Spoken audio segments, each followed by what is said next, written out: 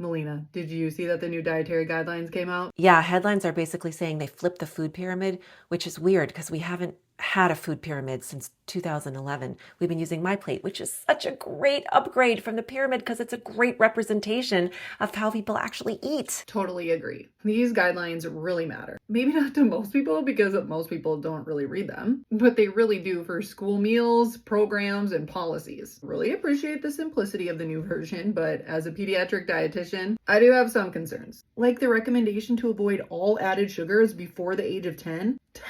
You know, I get the intention. Nobody's encouraging that kids eat more added sugar, but the total avoidance feels too simplistic to me for real life because feeding kids isn't just about nutrients. The psychology of food matters too. And strict sugar avoidance often backfires, making kids more fixated on sweets. Exactly. Sometimes small amounts of added sugar actually help kids eat more nutritious foods. I'd rather see kids eat maple roasted veggies than no veggies at all. Yeah, same.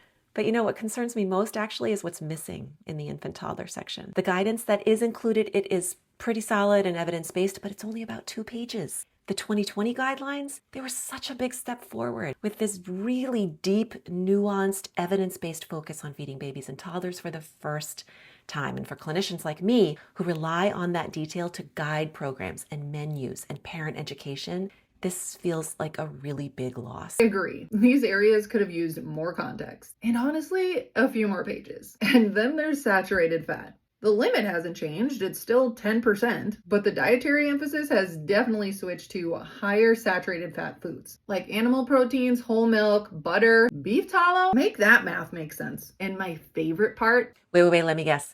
The emphasis on protein, which is great. We love protein. But while we don't really have a protein deficiency problem in this country, we do have a fiber deficiency problem. And the guidelines have removed the helpful fiber targets that were in the previous version and then shifted fiber-rich whole grains and beans to the bottom of the pyramid. That is a head scratcher. Though I was actually thinking about the eat real food messaging. It immediately makes me wonder, what's considered real and according to who? And does that actually reflect how most families actually eat in the real world? True, and well, you know, eating more nutrient-dense whole foods was central in the old DGAs too. It's not new. In any case, we both know that nutrition is not one size fits all. It needs to be tailored, and most families are struggling to get food on the table anyway. So if the guidance isn't practical, nuanced, specific, and realistic, it isn't going to help. Right, and most families don't need more pressure to eat real food. They need better support and food access. So the real question is, how do we make these foods more accessible and affordable?